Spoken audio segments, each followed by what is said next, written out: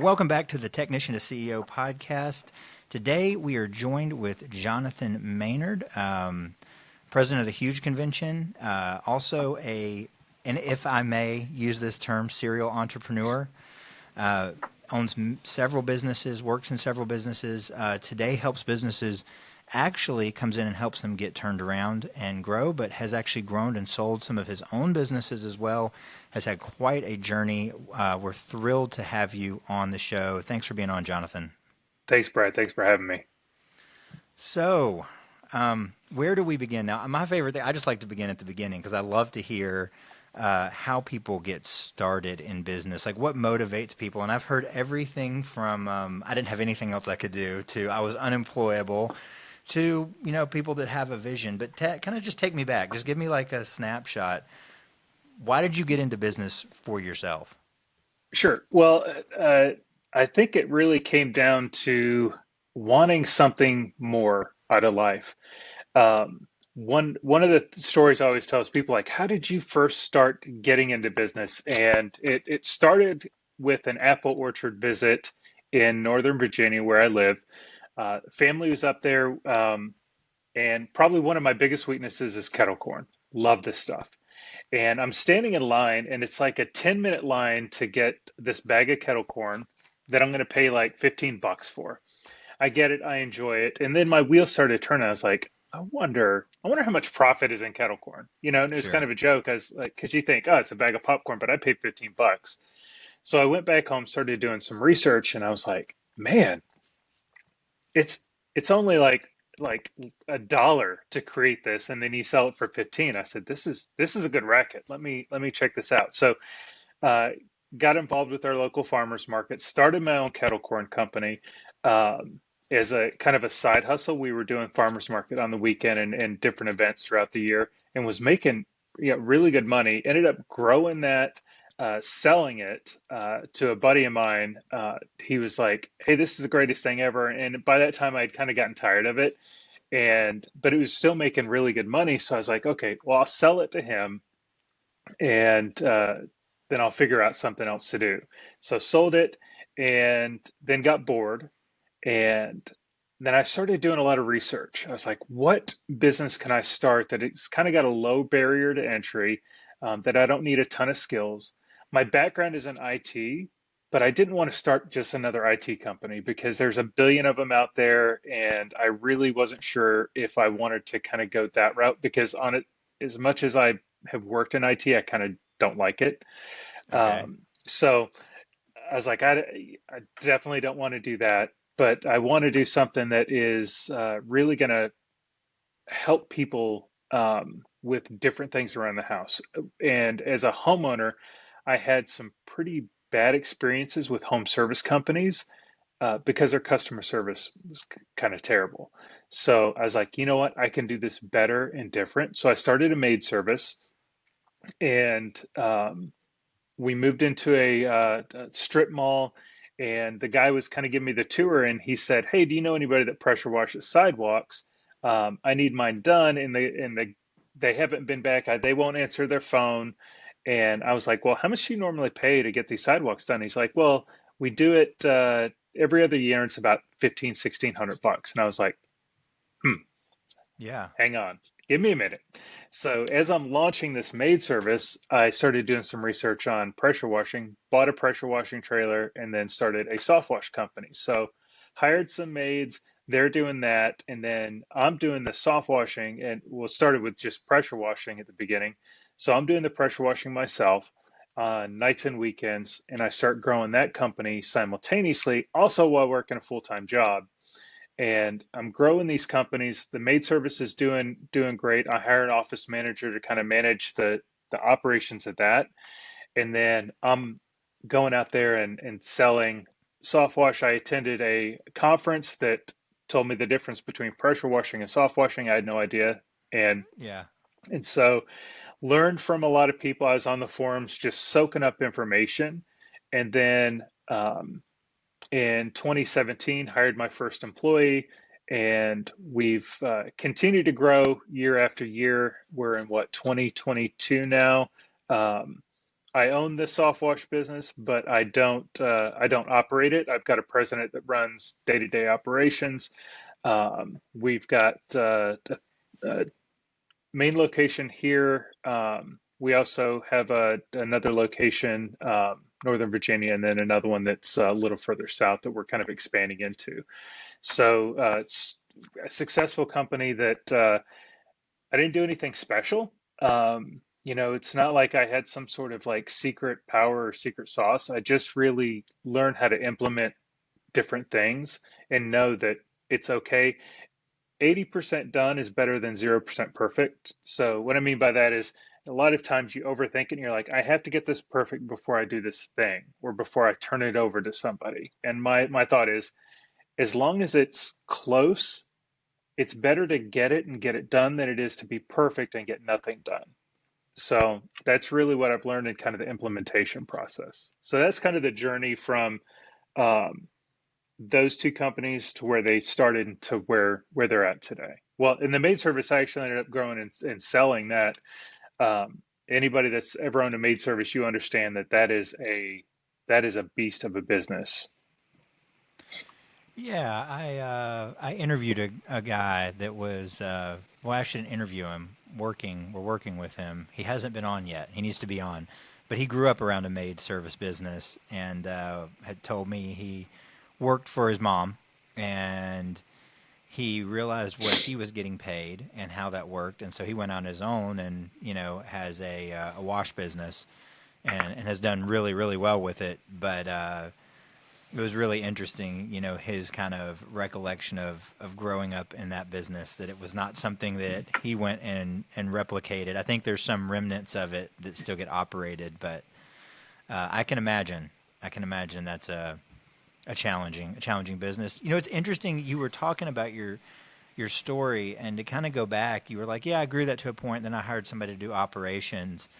And it sounds like that was such a natural move for you to hire someone that was a non revenue producing position, but that seems to be a sticking point for a lot of technicians. It's like they can understand to hire another technician, but they just can't seem it's a big leap when they hire someone to kind of run the back end of their business, unless it's their Hmm. wife who is just doing it. Yeah. Uh, how did you kind of know that like that was the path? I mean, you make it sound really simple.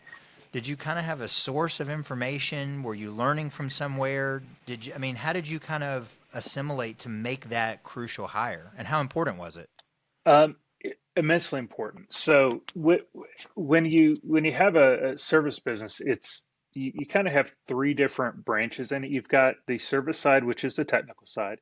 You've got the sales side, which obviously is flowing into the service side, and then you have an administrative side. Now, each of those are three separate pillars within your company Mm-hmm. that when you first start out, like when I first started out, I'm doing all three.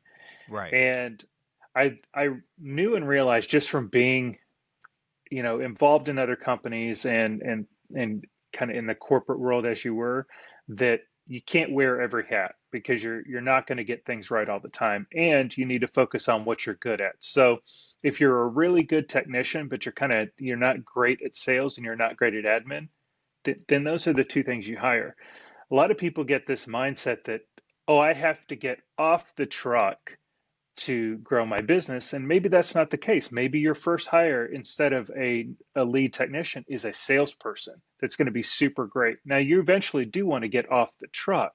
You want to be the owner and not even the coach or the quarterback. You need to figure out what you're good at and then grow the business until you can exit that particular position. A lot of guys, they think they want to get into the office. And as I've learned, I'm terrible in the office because I'm a visionary, and I would like to think, and years ago I thought, oh, I'm a detail person. I'm not a detail person.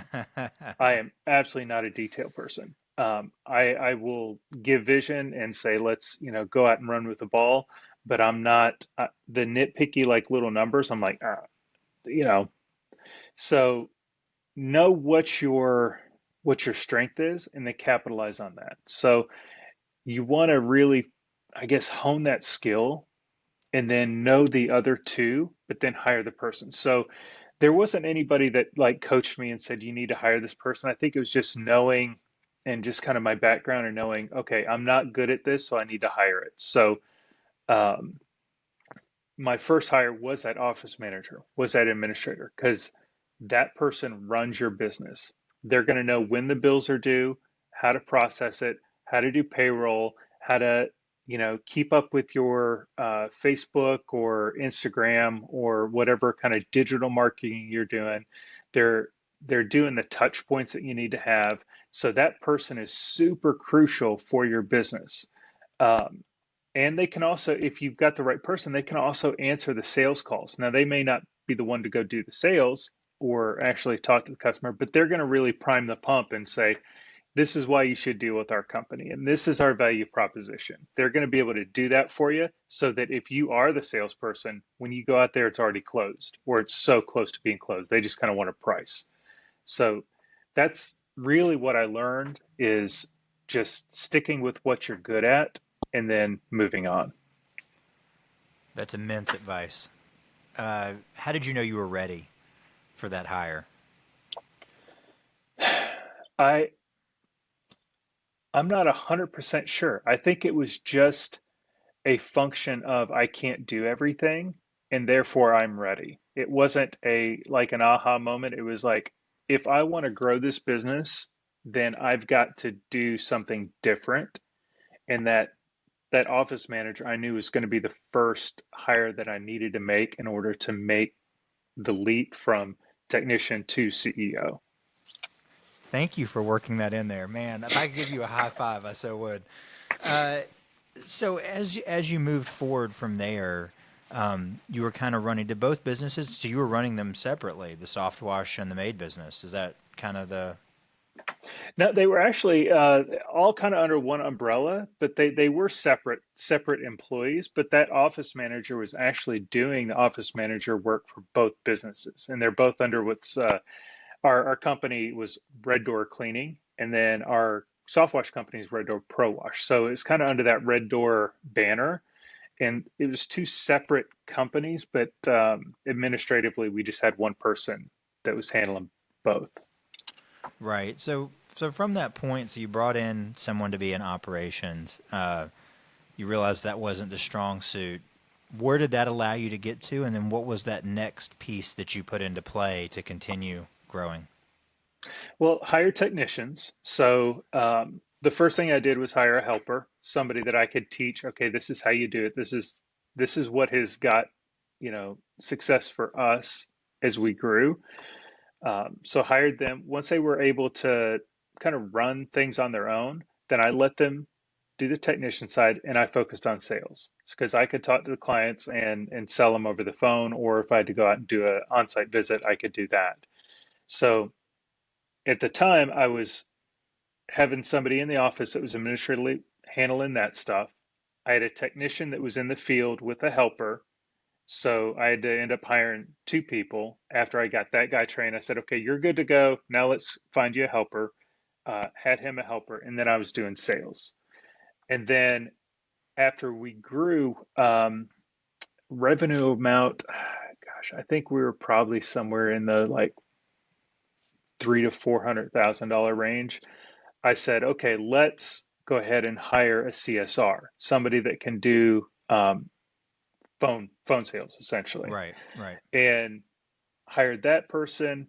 And then so now then I was able to kind of step away and go, okay, now I can manage things individually as they need to happen and help grow them. So I could focus on this and then I could step back and focus on that. I wasn't My presence wasn't necessary to make one of the wheels turn.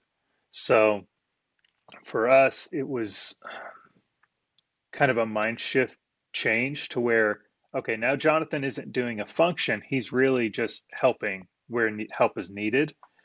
And so I was doing that, ended up leaving my job so I could actually focus on the company and hired additional technicians. We put more trucks on the road, ended up hiring more CSRs, and then I hired a sales and marketing manager. that handles like the sales team, making sure they're hitting goals, and then focusing on uh, what marketing levers can we pull to get more leads, and Yeah. then dialing that in. Whether that's Google pay per click or LSA or the any of our digital stuff. She does all of our radio commercials now, so she's the voice, and all of our like marketing things that we do out in town. We're a partner with our local baseball team, so she's there with the tent and making sure things are going there, attending different like lead share things within our market. So that's really kind of her role, is to get us out in the community and focus on that. And she does do a lot of the administrative tasks as well. So that hire, and then the final piece was, okay, now I have to have somebody that's going to be the president of the company, so that at this point I can completely step back and I just have to meet with him once a week and go, okay, what are the KPIs, and then what are we doing to drive this ship? I think that's kind of the dream, isn't it? To have a business that can run itself because Mhm. you've built it into place. A couple of thoughts here, kind of going back through some of the things you shared. You worked your job well in to after you started a business. So one, would you recommend that to someone else? Is that a path you recommend to other business owners? And uh, I think that same question: how did you know when it was time to step away? So would I recommend that? Um, no, but there's caveats. I my problem was I had golden handcuffs. So I was in IT. I was making good money in IT, and it was for me. I felt like I was one of the Peanuts characters with the security blanket, and I have this job and I have this regular income, but I think it was just a realization that I've got to step out in order for my business to scale, in order for it to grow. Because until I can give that baby the time and attention that it needs, it's not going to grow. Um, and there's an old Indian proverb that says, "A man that chases two rabbits catches neither." And if I was running towards my business, and I was trying to run towards the company and trying to do both at the same time, neither one was going to prosper. I was always going to be divided. So I think it was that realization of going, okay, let's stop, figure out, okay, is this company viable? Yes. All right. I need to just, I need to drop the security blanket, drop the pacifier, and go in the direction that I know I need to go. So the sooner you Yeah, can that's do that, fair. the better. But I'm stubborn, and I'm not the smartest person in the world. So outside looking in, everybody is probably saying, "Dude, what are you doing? Just focus on your business." And there wasn't an aha moment. There wasn't a beam of light from the sky that shone upon me, and I was like, "Ah, today's the day." I think it was just realizing that, you know what, unless I focus on one, neither are going to be successful. Yeah, I mean, I think it does come to that. That's interesting. I've heard it, both ways in my conversations for the podcast. People that worked a job and ran their business for several years in the background, and then also people that kind of started with nothing and just kind of leapt into it and did whatever it took to put food on the table. But I think neither journey is easy. Starting a business, it's not easy. It's not a fairy tale. So the next thought I had, you talked about doing several different kinds of marketing strategies and growth, and as your business grows, obviously it's one thing to keep one crew or one truck busy. It's another thing when you start to hire more and more technicians and that payroll grows. It takes more effort to keep them busy, especially consistently, right? To kind of even out the ups and downs in the seasonal cycle that is soft wash. You know, Hmm. what kinds of things were effective for you to drive business? I mean, you mentioned several different things. Was there kind of, was there a strategy that kind of stands out, or how did you, just kind of talk to me a little bit about that? Sure. So, one thing that I learned was it is much easier to get your clients to come back than it is to find new clients, or it's cheaper. A lot of times that is what they call low-hanging fruit. These are the people that already know, love, and trust you. So it was really figuring out how I could nurture to that crowd and make sure that we were always top of mind. Hmm. And, in the wash business, it could be a 1, 2, or 3 year repeat cycle. We do have some that we wash our house twice a year, but on the most part, it's 1 to 2 years is what they're looking at. So you have to, and this is one of the reason why this was so important to me. So, 2014, 2015, I own a house. I don't own a soft wash company, but my house needs washed because it's starting to look, the vinyl's getting a little bit of algae on it, and I hire a company. They come out, they do a fine job. The price is okay. And then I needed it done again, and I don't even remember the company's name. I don't re- I it was we were Right. communicating via text, and so it's like, gosh, well, who was that guy? They never reached out to me again, and they still to this day have not called me to see if they can wash my house again. Um, so I knew, okay, that was one of the things that could really separate us is making sure that we're top of mind. So that's a marketing lever that has helped keep our trucks consistently busy. The other thing is referrals. We've got a really knockout referral program that took me probably 4 years to figure out. And so that has been extremely useful for us to go in and create those referrals, to create those raving fans. So that has been a big one. EDDM, print marketing. Hmm. Everybody thinks it's dead. I'm glad because nobody else does it. So, Okay. that's been a huge thing for us. We send somewhere in the neighborhood of 160. This year we'll probably do closer to 200,000 cards. And our return is great. It's 8 to 1. So every dollar I send out, I get $8 back. And I'll take that all day, every day. Um, One of the other things that we've done is radio. And radio's tricky because radio is extremely hard to measure. So we use call rail tracking numbers for everything, whether that's our yard signs or anything that is going out there. Our Google LSA and PPC are all targeted. So we know exactly when people call that number, where they're coming from. And radio is one of those things that's a little bit hard because I'll hear your name on the radio like every day. We bought the 7:30 news spot. So every day when people are traveling to work, they're hearing our commercial at 7:30 every morning. So we're capturing that same audience day after day. They could hear us 500 times, then they're like, "Oh, my house looks bad." They don't remember the radio commercial really. But then they Google and they go, "Oh, that's that company." So they click us, and then now it looks like a Google referral as opposed to a radio referral. So for us, radio is hard to measure, but it's pretty invaluable. Um, and then, keeping up on social media, having a program that you can do. It's all these things. They're just like different levers that you can pull to essentially buy clients.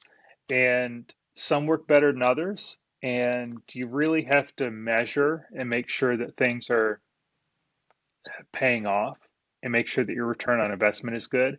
You don't want to sink a bunch of money into something that's not producing. And you want to know, okay, how much money can I put into this thing? Like Google Ads, maybe for you, $500 a month is the max ad spend that you want to do because at six, seven, $800, you're getting diminishing returns. So, sorry, we're really getting into the weeds on the marketing stuff, but that's No, no, that's no. a It's passion of it's mine. fine. I'm a marketing guy, so I'm just listening. Oh, okay, gotcha. Yeah, so really just knowing your numbers, knowing what's paying off, and then knowing what your point of diminishing returns is, and then being able to put your money in other things. Um, you have to have it's kind of like the theory of like a millionaire has an average of seven different income streams. a business owner, you should have 7, 8, 10 different marketing streams. But Right. it's hard. Yeah. It's hard to put your money out there because you could drop five, $6,000 in EDDM and then it doesn't pay off. And then you go, okay, well that doesn't work. Well, no, there's some keys to EDDM, such as consistency, making sure you're going to the right place. What's the right timing? Are you hitting a sales cycle that's not correct? Right. For in the softwash game, if you're sending flyers in August, you're not getting anything. Nobody's buying in August. You need to Right. have a strategy to fill your calendar now for August. So whether that's commercial work, um, we do something a little weird in our company. So springtime is, it's crazy. We've got a little bit higher pricing to help, generate income. Because quarter one is always a bummer. I hate looking at my P&L for the first quarter because I feel like I'm just bleeding money. It's awful. And so quarter two, we try to capitalize on that. But in order to fill our schedule in August, what we do is anybody that declines, we're remarketing to those people and giving them specials to book in August. So we Okay. book up a fair amount of business. We also encourage our technicians to take their vacations in August. So we give them, I think it's 2 weeks of paid vacation. We encourage them to take that in August because we're busy every other time of year except, January is a little iffy. We're still doing gutter cleaning and dry vent cleaning, but we really slow down January, February, and then March it's back up again. So that's some of the tricks that we do to kind of help the seasonal curve. Right. Right. Well, there's a lot of good nuggets in what you just shared, and I'm biting my tongue because I want to dive into a few of them a lot more. One thing I think that I'm just going to throw out there, and then I want to move on to another topic. So, not trying to get the last word on you. That's not Yeah. my goal at all. You talked about there is a phenomenon that happens. Someone might hear a radio ad, or they might get an EDDM, but it was a Google search later on that drives them in. And in your marketing, you cannot underestimate the need that all three of those things may have had to happen to get your customer. And software as great as it is, and I'm so glad we have attribution, abilities to technologies tracking things, and we have call rail numbers, and Google's telling us things, and it's not the end all be all. And if you want to know, if you feel like customers are coming in and you're losing track of that, you can always ask your customers. I mean, you can always go back to a real old fashioned, give them an open, whether it's on a form or something a salesperson is asking them, hey, how did you hear about us? And let them tell you. Don't say, was it Google? Was it radio? Was it this? Let them tell you. And oftentimes they can give you insights to what's actually happening in the mind of the customer that you wouldn't have been able to get even with the best laid technology, as important as that is. I just felt like, I know that can be a really point of anxiety for people when they're putting money out and they're trying to do different things in marketing, because that's a hard thing to spend money on, because one, like you said, it takes consistency to get there. And two, it's expensive. It can be very expensive very fast. And pulling a lever does not mean that it's going to work. It's how you pull it. We're not checking boxes. Check for this, check for that. There is a finesse to all of it. So Mhm. anyway, I do want to talk about, so you ended up selling the made portion of your business. How did that come about? Like, how did, tell me a little bit about that story. I'm interested in how, was it a successful exit? Was it just an exit? Tell me a little bit about that story. Um, well, to answer your question, I think it was just an exit. It was successful in the fact that I got paid for it and the business still exists and it's continued to grow. They've rebranded, obviously, because Red Door. Um, so I think it just got a lot. It got too much to handle, and it really wasn't my personality. Um, so the business had grown to four different crews that were out there cleaning houses. Revenue was fine. It was paying the bills. Um, but I think what I saw was, again, the two rabbits analogy is I had this maid service and this soft wash company, And honestly, the soft wash company was just more profitable, and I could see how I could scale it more.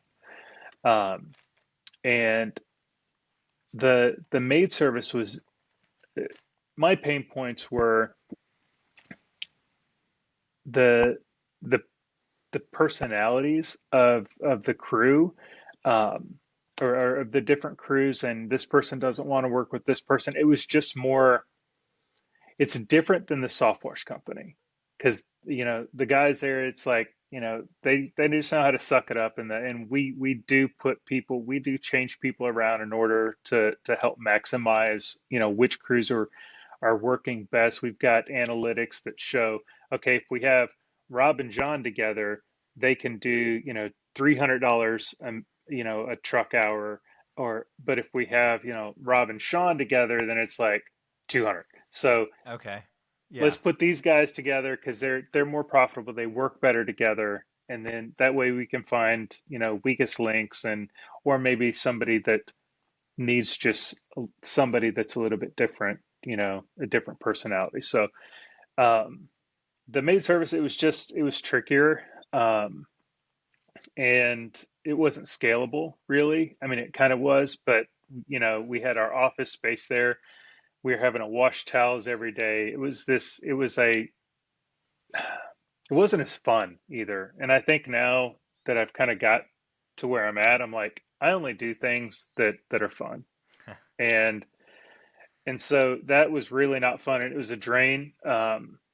Customers were harder to deal with because we were servicing their house like weekly or monthly, and they were just more nitpicky. I mean, the maids always did a good job, and we always focused on quality, but it seemed like the customers, every time you would, finish cleaning a house, especially if they hadn't had their house cleaned in forever, they're in there dusting and it's stirring up dust. The dust is in the air. When they leave, it's clean, but all that dust has got to resettle. So you have to have maintenance cleans. You can't explain that to Yeah. customers. It was a whole thing. So, um, Yeah. I understand. so I was like, okay, how can I sell this? And so I looked at what our EBITDA was, and I was like, if I could get a 1x multiplier on EBITDA, I had very little invested in the company, because it was really just some towels and some vacuum cleaners. I mean, we had our office space, but that was also serving the power washing company. So I was like, if I can exit this, and I started thinking about it, and I was running the idea by the office manager at the time, and I was like, I really want to exit this side of the company, and I really just, you know, this is what I got to sell it for it to make sense. And she comes back a few days later and she's like, "Hey, I've always wanted to start my own company. Will you sell me the maid service?" And I was like, that's an interesting thought. Okay. So ended up selling it to her, and she has taken it, ran with it. It's, super successful, and she's loving life. I'm loving life because I don't have a maid service anymore, and she does, Yeah. and she loves it, and it's terrific. So um the bummer was I had to hire a new admin. Um, but it's easier to hire an admin than it is to sell a maid service. Fair Um, enough. so Fair enough. yeah, so hired another admin, and we kept chugging along. So you said something in here, and I mean this. And I'm just really curious on your insights on it. But it almost in our conversation sounds like you're saying both things. So we've talked a lot about focusing, not chasing after two things. But today, you're invested in multiple businesses. You I know you don't operate multiple businesses, but you have this portfolio of things, right? And we talked about making that transition to where you have multiple streams of income. Hmm. Those sound like opposite philosophies a little bit, right? Like, how do I have these multiple things, but how do I keep my focus so I'm not chasing? How do you do that? Like, how can you have the multiple things without dividing your focus in a way that's detrimental? I mean, I think that's a step that business owners are going to have to take. They get to a certain place uh, to make that transition. Yeah, so um, it does sound like it is two opposite things, but it's not, and here's why. Um, it's putting your money to work for you. So I've got investments in like another soft wash company in Florida. I gave them an investment. There's somebody down there that's running it, and I get a distribution check. Um, I've got the huge convention, which is slightly different, but where I have an investment in that and I get a distribution check. I also happen to be the CEO, but that's just because we bought it back in January of 2021, and then it's like, okay, how do we scale this? And I said, look, I'll run the ship for a year, and then we're going to hire a CEO. And that's really what our any investments that we're making, we're doing very short-term engagements to either turn them around, but then we're hiring a CEO to run the thing. We've got people that we've got invested that we know are good operators, and we're just making a what's called a smart cash investment. So you've got two different kinds of cash. You've got smart cash and dumb cash. Smart cash is you're Naturally. making the investment, but you're also getting the brain power with it of the person. And then you have dumb cash, which is you have somebody, they're not dumb, but their Yeah. purpose is I'm going to give you $100,000 and you're going to pay me back 8% over 6 months, 12 months, 18 months, 2 years, whatever it is.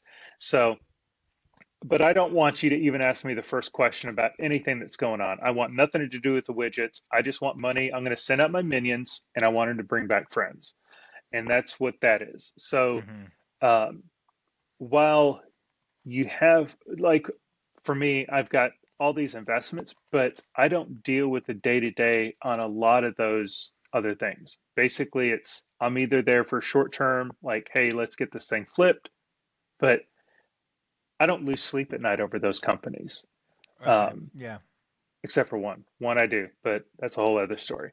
Um, it's a probably one of the weirdest, toughest turnarounds we've ever seen, and it's just an interesting thing. And it's a very large company, so there's a lot of nuance and a lot of just stuff happening. So, um, but really, you want to have as much money kind of invested into little things that are just sending you different paychecks. And that's probably one of the most frustrating things for my wife because she's she's used to a steady, like, here's your paycheck and this is what you get every week Yeah. or every 2 weeks or whatever it is. And in this life, it's different because you just get quarterly checks that just kind of show up and it's like, okay, well, I know roundabout what it's supposed to be, but and you want multiple because if one business craps the bed, you don't you don't want to be like, how am I going to put food on the table now?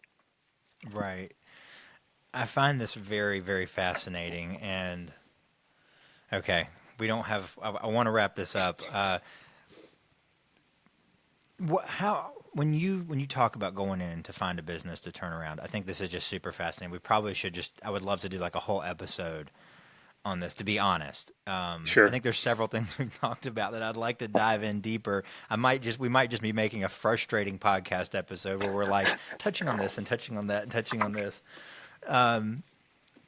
What do you look for in a business as a candidate? That's kind of that first thing. But really, what I'm interested in is what do you go in and change in a business to get it on track? And I guess those kind of go hand in hand. There's some specific probably things you look for, and then there's probably some things that are kind of like if we can get these kind of pieces in alignment, then we can get the train back on the track. Yeah. Primarily, we look at the person. We look at the person that is operating the company.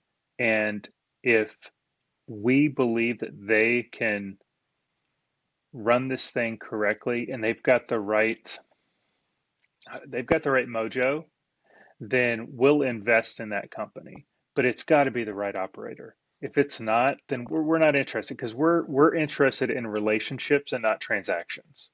So um, if if we know this person, we meet this person, and we get the feeling, okay, this guy's got what it takes, or this girl's got what it takes, then okay, then we can go and we can put together a plan. So a lot of times it's really just going, okay, what are your pain points? Once we realize this person passes the sniff test and they're not, they're a giver, not a taker.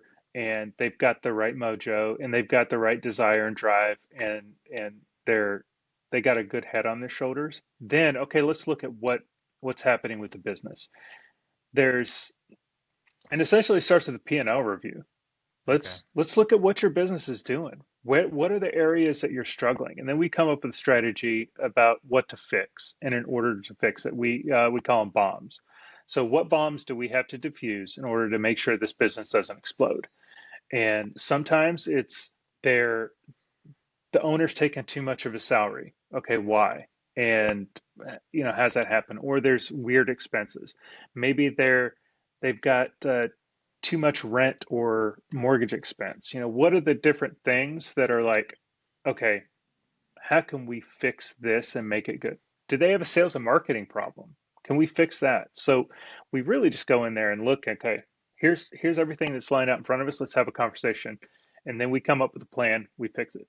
A lot of times what we want to do is we want to make a capital investment. So we're going to say, okay, you're going to need $100,000 and in exchange for that, we're gonna ask for X amount of equity in your business. And the reason we do that is one, now you have to listen to us, because a lot of times as entrepreneurs, we hear a really good idea, then we don't want to execute on it. So this is like, okay, if we're going to make this capital investment, we're going to do it.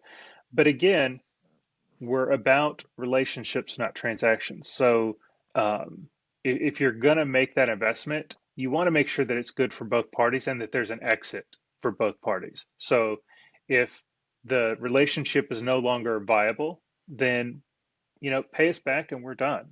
That's fine.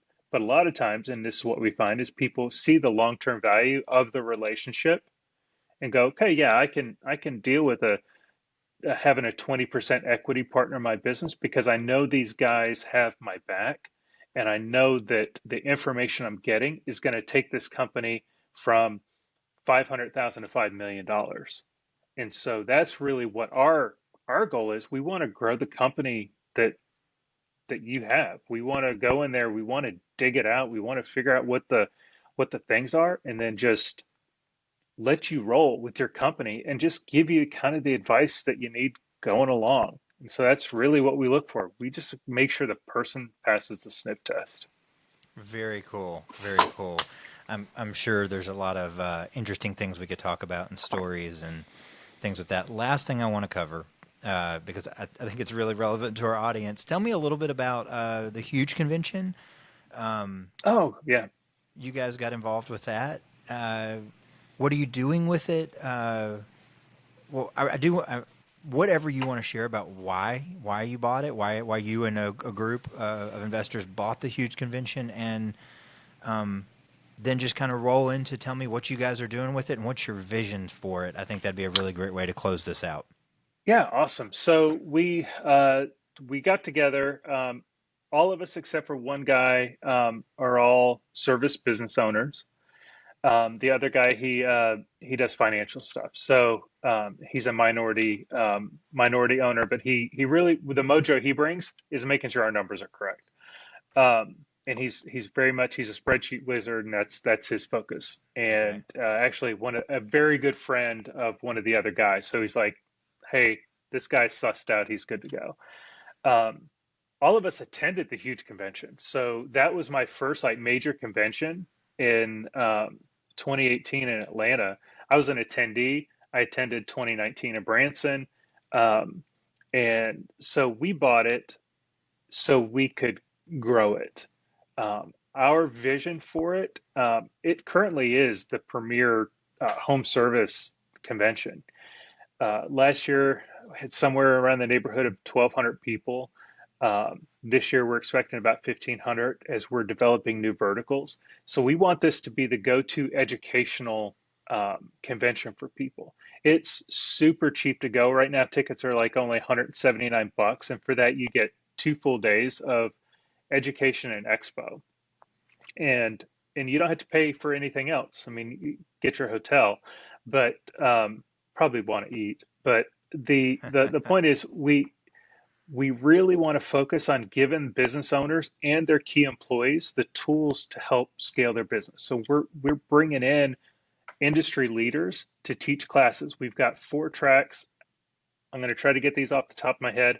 We do have a sales and marketing track. So anything you want to learn about sales and marketing, there's that. Growth and development. So personal growth. How are you going to grow and develop as a person? Then we've got a business growth. Like, what are things that you can do that aren't sales and marketing related to grow your business? Maybe that's system stuff, or um, there's different products, and we bring in, like, a lot of the vendors talk, and we tell them, look, this isn't a pitch fest. You're going to deliver content to people, you're going to deliver value. And if you have a tool that can help them, at the end, 30 seconds, go, hey, this is a tool that can help you if you want to do this, but teach them to do it themselves. And then the final track is employee specific track. So I brought 3 of my team members last year, and their takeaway was, hey man, great conference, awesome. I don't think it was for me. I feel like it was more for a business owner. There wasn't a whole lot of classes that were specific to employees, and I was like, let's change that.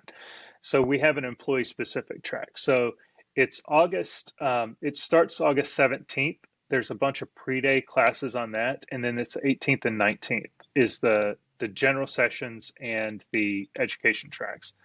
Um, got great keynote speakers. We've got Josh and Ashley Latimer. He's a serial entrepreneur. He's a family system. Him and his wife are family systems experts. They're going to give a great talk. We've got Kenny Thomas, who is a leadership expert, former Army Ranger. He was involved in the Black Hawk Down mission. Super great dude. And then we've got Hamish Brewer, who's an international speaker and author. Kenny's an author as well, but Hamish is an author. He focuses on leadership as well. He's from New Zealand, and he is captivating.